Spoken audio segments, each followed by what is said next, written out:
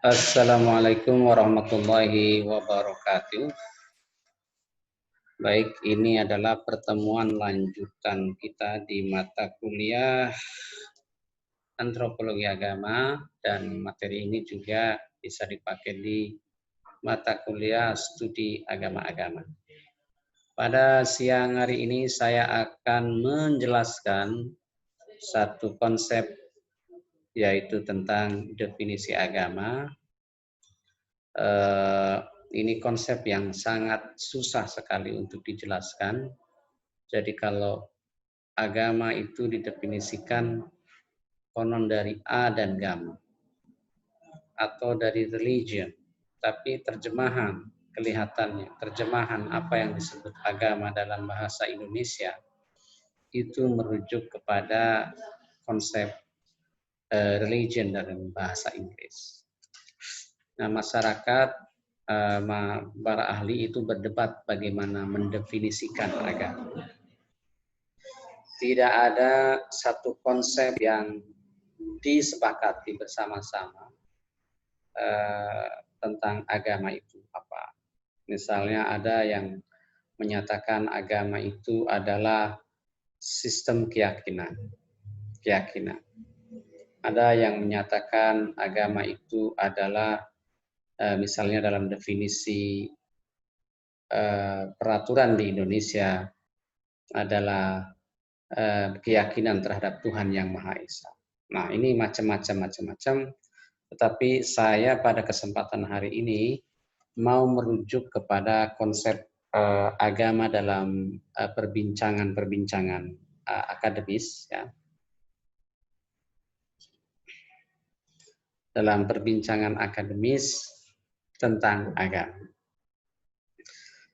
Banyak sekali para ahli yang sudah mendefinisikan agama itu apa, tetapi saya pilihkan, ini bukan berarti satu-satunya yang benar, tetapi saya pilihkan satu konsep yang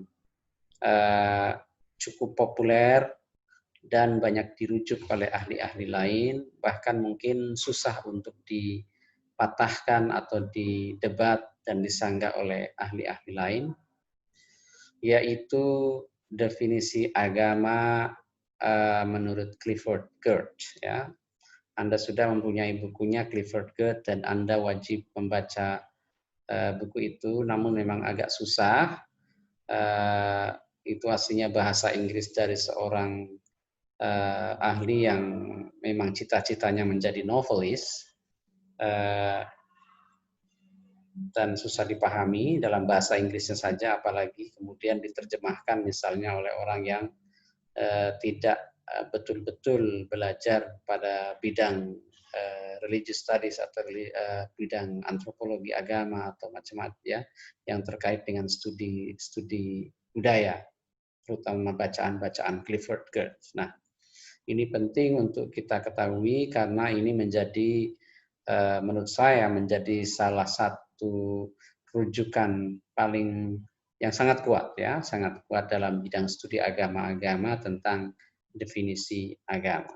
Nah, saya bagikan saja ini di sini, saya sebentar. Oke, saya share apa definisi agama menurut Clifford Geertz. Oke.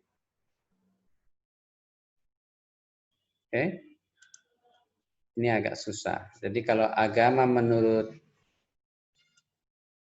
Departemen Agama adalah sistem yang mengatur tata keimanan, kepercayaan, dan peribadatan kepada Tuhan Yang Maha Kuasa, serta tata kaidah yang berhubungan dengan pergaulan manusia dan manusia serta lingkungannya. Nah, ini ketika yang saya garis tebal, yang saya tebalin ini kepada Tuhan Yang Maha Kuasa. Apakah setiap agama mempunyai Tuhan? Nah, ini juga kalau agama mempunyai Tuhan, coba bertanya sama kawan-kawan kita yang beragama Buddha, apakah dia meyakini dan mempunyai istilah Tuhan. Nah, sebenarnya istilah Tuhan dalam Buddha sendiri adalah pemaksaan, ya, pemaksaan dari pemerintah atau, ya, kekuatan politik untuk supaya menjadi diterima di Indonesia dan kemudian diterima juga oleh mereka. Tetapi kalau kita belajar secara mendalam apa agama Buddha dan bagaimana sistem keyakinan mereka,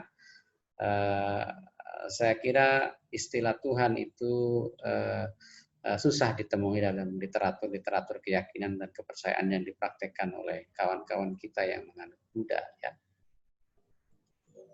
Nah, tadi ini punya masalah ya. Nah, kita beralih ke definisi agama menurut Clifford. Saya bacakan dalam bahasa Inggris yang religion is a system of symbol, which acts to establish powerful, pervasive, and long-lasting mood in man by formulating conception of a general order of existence and clothing those conceptions with such an aura of actuality that mood and motivation seem uniquely realistic. Saya bacakan terjemahannya dalam bahasa yang ada di internet, walaupun mungkin tidak 100% benar, tapi sepertinya yang saya lihat paling tidak itu memberikan make sense, yang memberikan perbandingan mungkin pemahaman apa yang diterjemahkan oleh Clifford. Agama adalah sistem simbol. Nah, yang saya kapitali atau yang tulisan besar simbol, nanti Anda harus paham simbol itu apa. Ya, ini adalah istilah-istilah yang penting, kata kunci yang harus Anda pahami. Simbol yang bertujuan untuk menciptakan perasaan dan motivasi yang kuat.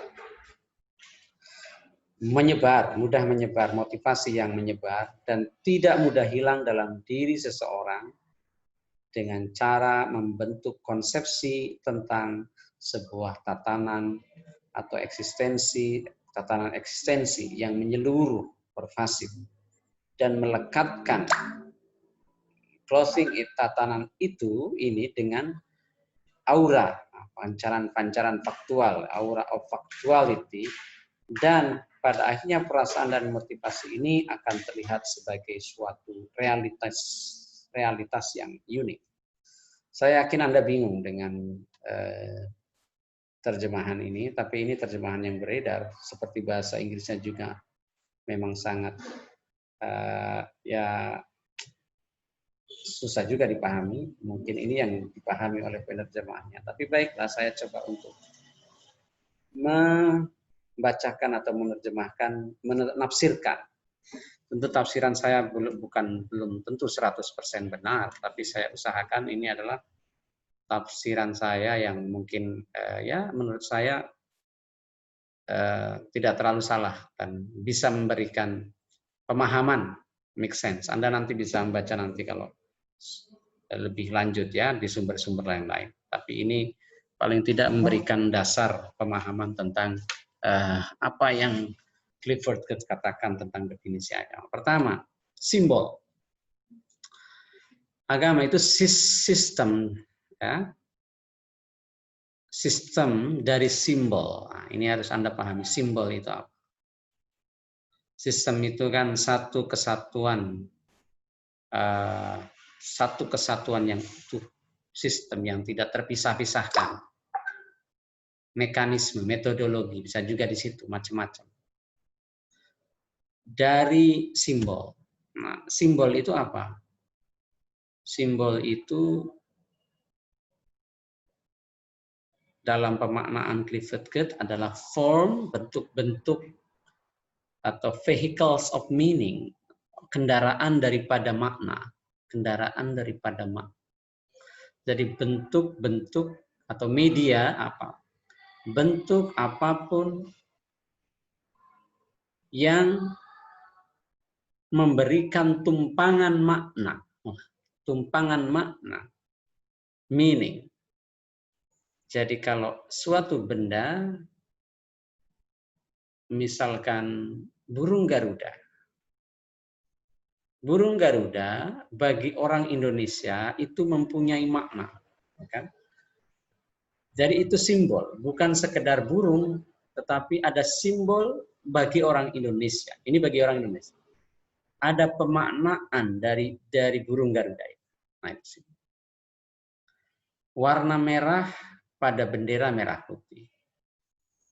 Bagi orang yang mungkin tidak tahu atau mungkin bukan orang Indonesia, itu warna merah ya warna merah pada kain biasa. Tetapi bagi orang Indonesia, PNS apalagi tentara, dia mempunyai pemaknaan sendiri terhadap warna merah pada kain bendera merah putih. Jadi orang Indonesia pasti akan marah kalau ada orang luar yang menginjak-injak kain itu, atau orang biasa, ya siapa saja menginjak kain itu, karena ada makna di balik benda itu. Jadi dia adalah sesuatu yang menjadi kendaraan daripada makna. Setiap orang memaknai, memberikan makna pada benda-benda apapun yang mereka. Misalnya adalah peci. Ya.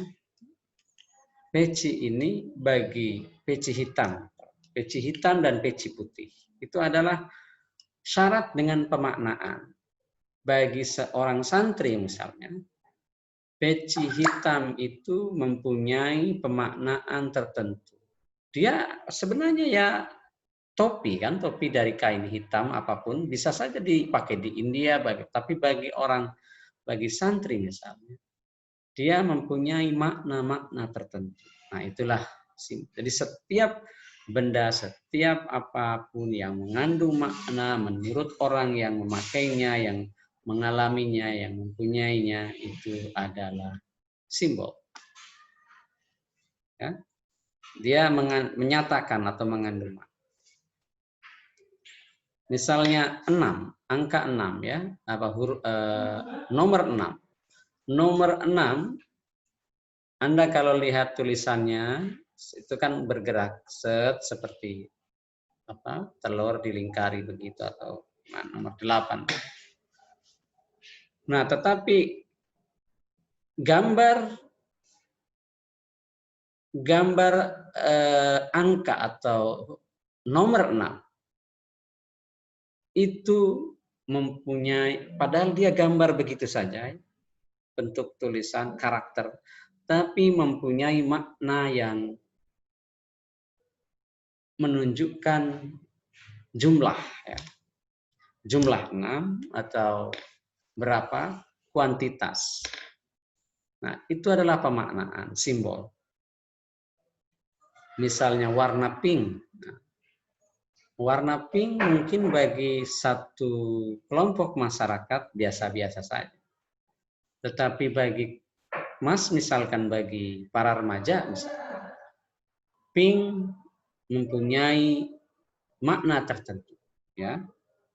Jadi simbol itu. Dia itu adalah kendaraan dari makna.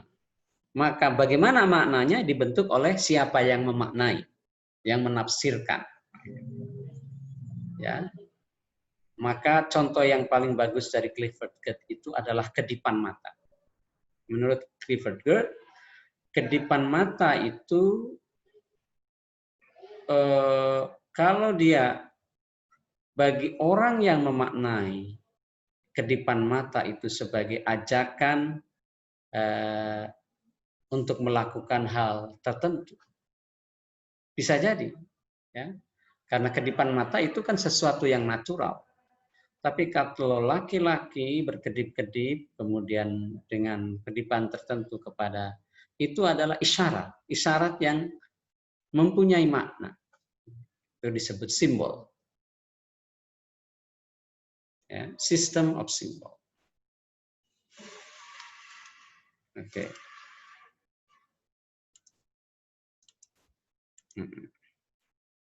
Ini bisa lama sekali nih. System of symbol. Nah, bagaimana simbol itu dibuat? Nah, ini adalah proses.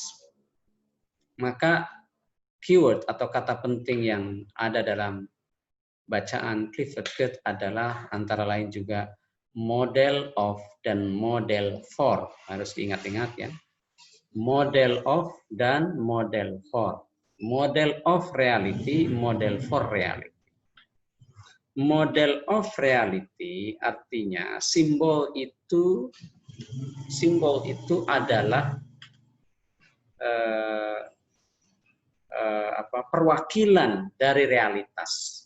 Realitas bisa dimaknai sebagai makna yang benar atau makna yang hakiki yang yang terjadi lah, yang benar, yang ideal, yang seharusnya, yang realita. Model of, bahwa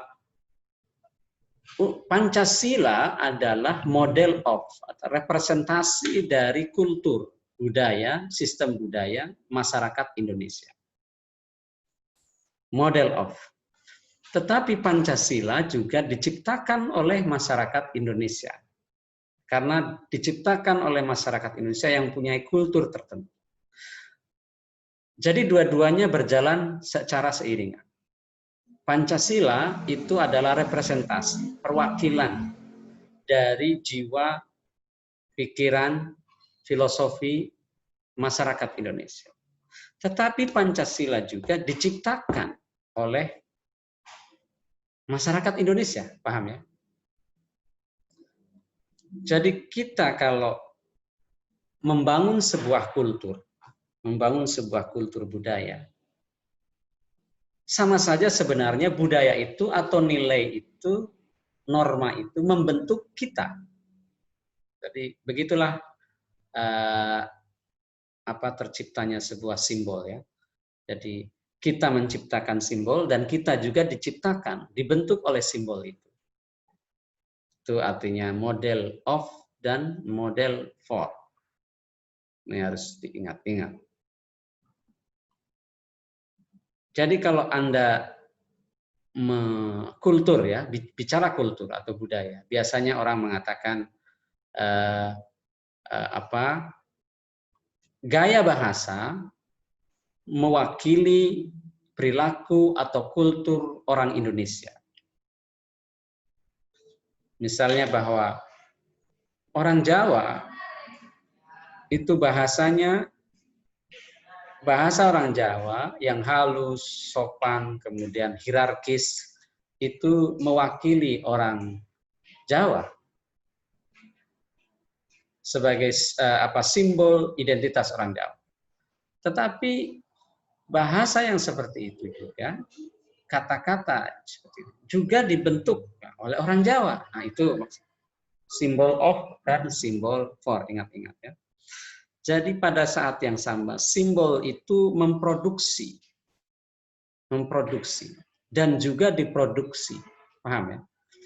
Simbol memproduksi masyarakatnya, atau realitas. Pancasila itu memproduksi realitas bangsa Indonesia. Tapi Indonesia juga, Pancasila juga dibentuk atau diproduksi oleh orang Indonesia. Ya.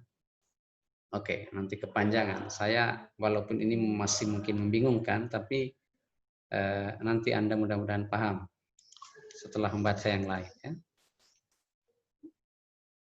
Nah, tidak sekedar simbol, ya, tidak sekedar simbol, tetapi simbol itu act to atau berfungsi atau berlaku. Selanjutnya, berlaku to establish power, pervasive, and long-lasting mood and motivation in man. Kata kuncinya adalah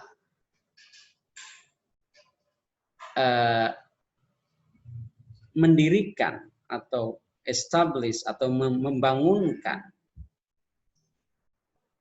mood dan motivation. Mood itu apa? Mood itu perasaan. Berarti kan saya tidak punya mood hari ini, tidak ada keinginan atau seperti itulah ya. Mood, motivasi, tidak mempunyai motivasi itu maknanya dekat. Tapi mood itu mungkin lebih luas karena dia kadang-kadang diartikan world view, kadang-kadang diartikan perasaan yang menyeluruh, entitas utama, the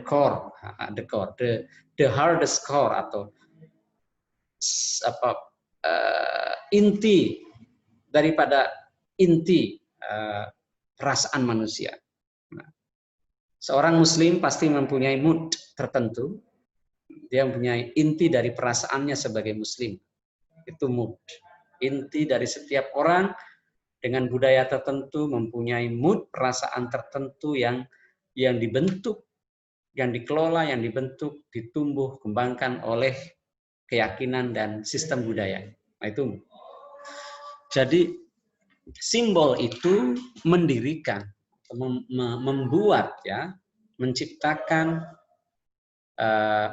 mood dan motivasi yang kuat dan menyeluruh, terus menerus. Pertama dia kuat, keinginannya kuat, menyeluruh, ya,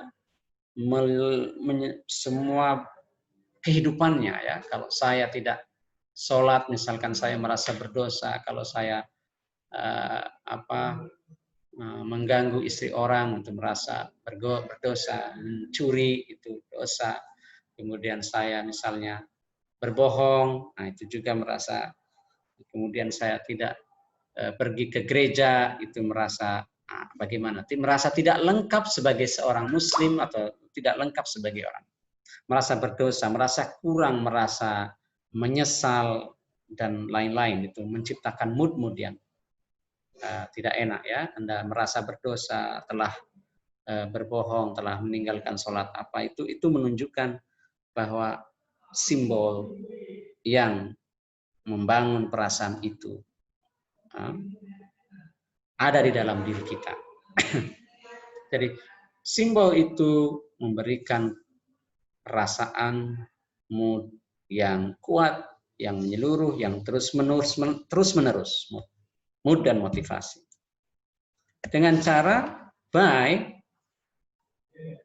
formulating conception of general order of existence. Jadi mood dan motivasi itu menyeluruh dengan cara bagaimana simbol itu. Ini simbolnya, ya, system of symbol yang penting. Kata kunci pertama adalah simbol, menciptakan mood dan perasaan yang menyeluruh dengan cara menciptakan, dengan cara formulating conception, konsep-konsep general order. General order di sini diartikan sebagai general order of existence, ya, disebutkan sebagai cosmic framework di halaman 9 buku itu. Cosmic framework atau world view, pandangan dunia yang menyeluruh tentang kosmos. Kosmos itu, ya, di luar apa? Di luar dunia, ya. Di luar lah keduniaan, hal-hal yang gaib, hal-hal yang tembus pandang, yang adikodrati dalam bahasa A.B. Taylor. Adikodrati artinya yang divine, yang maha, yang di luar kemampuan manusia. Cosmic framework, general order, ya. Maka misalnya ada bahasan tentang Tuhan, malaikat, ada tentang misalnya dengan nominus, kemudian yang seorang Hindu bilang Sang Hyang Widi. Semua mempunyai kelompok-kelompok masyarakat ini mempunyai cosmic framework-nya sendiri yang tadi, ya, itu sebenarnya simbol yang dengan mood dan motivasi yang memformulasikan konsep-konsep di dalam setiap seorang general order tadi. Kosmik, pandangan kosmik di luar nalar manusia. Atau bisa jadi adalah sistem pandangan dia terhadap apa yang ada di sekitarnya, manusia dan di luar manusia. Maka ada istilah transenden, misalnya yang transcendence, atau Evan Richard mengatakan sacred, yang sakral, yang holy, yang suci, atau bisa diartikan sebagai cultural ethos, ya. Jadi general order itu diartikan sebagai kultur etos, etos budaya dari setiap orang mempunyai etosnya masing-masing, diciptakan oleh sistem budaya dia yang paling dalam. Kultural etos itu inti daripada perasaan manusia, perasaan setiap individu. Perasaan setiap Muslim itu apa yang membuat dia merasa baik, nah, kira-kira seperti itu. Itu adalah cultural ethos. Ya. Jadi simbol yang menggerakkan atau menciptakan motivasi dan perasaan dengan cara memformulasikan konsep-konsep tentang kosmos, tentang yang sakral, tentang yang nomenos, tentang transenden, tentang yang sakral, ya. Eksisten. Seterusnya, nah, tetapi enclosing those conception, simbol mengandung menciptakan atau memformulasikan konsep. Tetapi itu tidak hanya berhenti dalam konsep. Konsep itu agama, dosa, itu kan konsep. Agama, dosa, surga, neraka, karma, budi, Buddha, itu semua adalah konsep. Tetapi konsep itu seolah-olah terlihat nyata, seolah-olah dia nyata, seolah-olah dia benar-benar terbukti dengan panca indera. Kita bisa melihatnya, bisa merasakannya, bisa menyentuhnya, ya. Ya. Seolah-olah nyata. Orang berdosa, orang merasa berdosa itu apa? Dosa ada dalam pikiran. Dosa itu ada dalam pikiran, dalam konsep-konsep, tetapi itu bentuknya nyata. Kelihatan bagi orang yang misalnya orang Kristen, Protestan akan mengatakan bahwa orang Kristen yang berhasil, yang sukses, yang dicintai, yang mendapatkan keselamatan oleh Tuhan adalah orang yang kaya, orang Kristen yang kaya. Maka orang Kristen semakin kaya semakin dicintai oleh Tuhan misalnya. Nah, inilah konsep dari simbol tadi, tapi seolah-olah nyata. Di simbol mood itu seolah-olah dilapisi atau ya dibungkus dengan konsep-konsep tertentu yang membuat motivasi dan mood dan motivasi itu seolah-olah nyata. Ya. Jadi misalnya apa? Bungkusnya apa? Konsepnya apa? Misalnya dengan sholat. Kalau Anda ada konsep dosa, kalau dosa itu dibungkus konsep itu, simbol itu dibungkus dengan konsep dosa, sehingga seolah-olah orang yang dia akan merasa benar-benar kalau tidak sholat misalnya, dia merasa berdosa, dia merasa perasaannya tidak baik. Nah, itu. Jadi menjadi seolah-olah yang nyata, faktual, ya. An aura factuality that, selanjutnya, ini dia. Saya sudah menjelaskan yang nyata tadi, ternyata sudah ini. That mood and motivation seem uniquely realistic.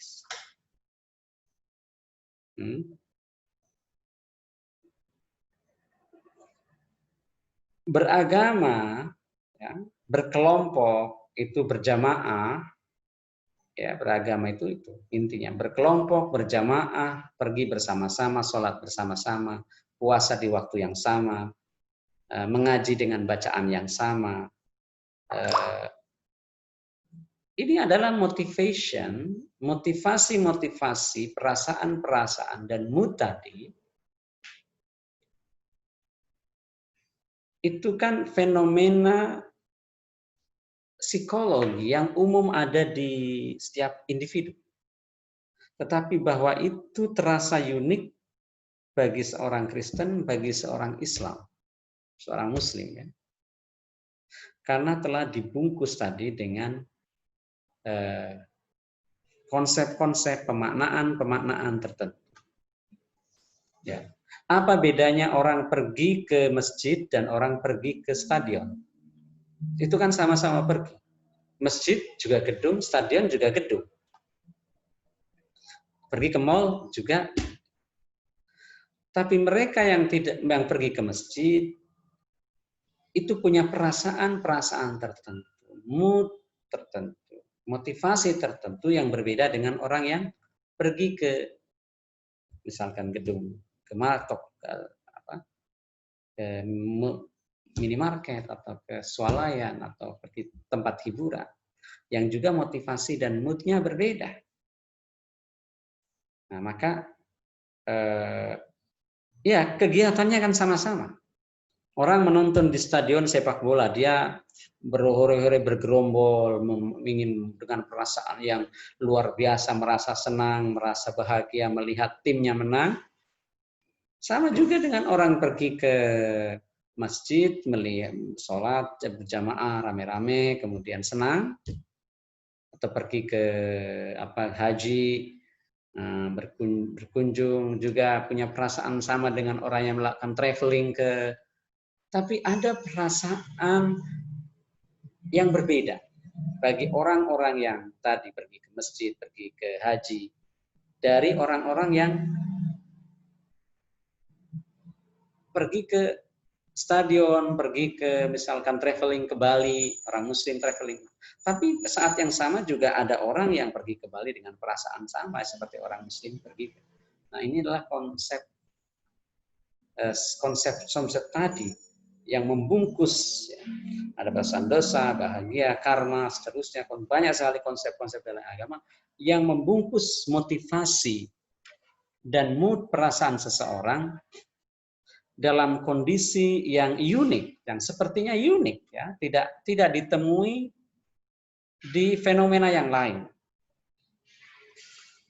Ya, jadi Anda kalau pergi haji dengan perasaan dan mood, motivasi yang sama saja dengan pergi misalnya ke tempat pelesiran atau tamasya pariwisata yang lain, itu berarti konsep simbol atau pemaknaan agama tadi, mood atau perasaannya tidak unik, realistik, uniquely realistis sebagai orang yang meyakini keyakinan tertentu. Padahal orang Muslim seharusnya secara unik dia meyakini bahwa pergi berziarah ke Mekah itu mempunyai makna yang berbeda dari fenomena-fenomena yang sama yang tidak disertai dengan perasaan dan mood tadi yang sudah mood yang dibungkus dengan tadi ya konsepsi-konsepsi tertentu dalam agama. Nah, ini adalah definisi agama menurut Clifford Geertz. Ya, ini definisi yang sangat klasik. Klasik itu artinya menjadi referensi banyak sekali orang. Yang kemudian orang bertanya, kalau begitu bisa dong praktek-praktek atau yang di praktek-praktek di budaya atau ke masyarakat yang di luar apa yang didefinisikan secara umum sekarang sebagai agama manusia, agama dunia, misalkan Islam, Kristen, Yahudi, Katolik, Protestan, Hindu, Buddha, ada di luar itu banyak, ya. Dan banyak yang mengatakan mungkin kalau memang mempunyai tadi motivasi dan perasaan yang sama dalam konteks memaknai apa yang ada di apa yang dia lakukan, mempunyai pemaknaan yang sama semasanya dengan orang yang beragama. Kalau dia pergi ke mall dan mempunyai perasaan dan motivasi yang sama dengan orang yang pergi ke haji, berarti ya dia agamanya agama ke mall kan bisa. Atau pergi ke night club, klub malam. Kalau nggak ke klub malam merasa berdosa, merasa hancur hidupnya, merasa tidak berdaya, merasa itu adalah suci, bisa saja begitu. Dan ada memang fenomena-fenomena yang begitu. Nah,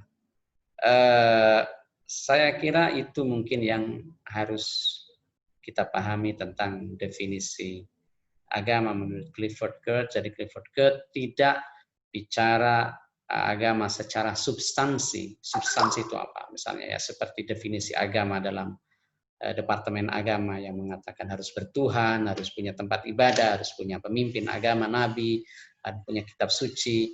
Ini penafsiran definisi agama yang substansif. Tapi penafsiran atau definisi agama menurut Clifford Geertz lebih fungsional, artinya bagaimana agama itu berfungsi bagi individu ataupun kelompok masyarakat yang meyakini sistem agama ini. Ya, dia berfungsi. Ternyata mood dan motivasinya itulah yang membuat hidup seseorang. Hidupnya lebih hidup. Menjadi dia merasa lengkap, merasa insan kamil, merasa komplit sebagai manusia. Karena agama bagi seseorang mempunyai makna seperti itu. Nah, ketika itu mempunyai makna seperti itu, tanpa melihat itu ada Tuhan, ada apa, bisa bermakna agama. Kalau punya perasaan yang sama. Jadi intinya adalah, dia adalah sistem simbol. Pemaknaan simbol. Ya, dan simbol itu menciptakan perasaan yang terus-menerus kuat, ya, pervasive, established mood motivation, yang dibungkus perasaan itu dengan konsep-konsep tadi, yang konsep-konsep tertentu yang uniquely, ya, konsep-konsep tertentu, conception, ya, kesucian, konsep-konsep tentu yang unik, ya, yang ya tadi bilang kesucian atau holy, nominal, sakral, dan itu membentuk perasaan itu, perasaan mood dan motivasi itu membentuk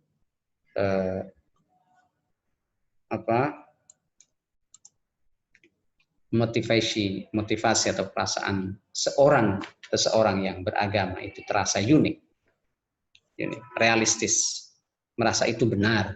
Ya, padahal dalam pengalaman orang lain mungkin tidak begitu, tetapi karena tadi sudah dibungkus dengan konsep-konsep tertentu dalam keyakinan agama, itu menjadi sesuatu yang menurut penganutnya menjadi realistis, menjadi sesuatu yang memang harus terjadi, yang benar. Ya. Baik, ini adalah saya kira cukup ya saya menerjemahkan. Ini panjang sekali dari satu definisi yang mungkin ada beberapa kalimat, tapi keterangannya memang memerlukan pemahaman yang mendalam. Dan saya harap Anda membaca juga buku Clifford Geertz sehingga bisa jadi mempunyai pendalaman pemaknaan yang nanti lebih baik dari pemaknaan mungkin yang hari ini Anda dengar. Tapi saya kira ini saya sudah berusaha mencoba dari sumber Clifford Geertz yang saya kira bisa memberikan make sense, ya, pemahaman dasar dulu lah. Kalaupun ini mungkin bisa nanti Anda bisa mengembangkan, melihat terjemahan-terjemahan atau membaca aslinya, itu lebih baik. Oke, baik, terima kasih. Assalamualaikum warahmatullahi wabarakatuh.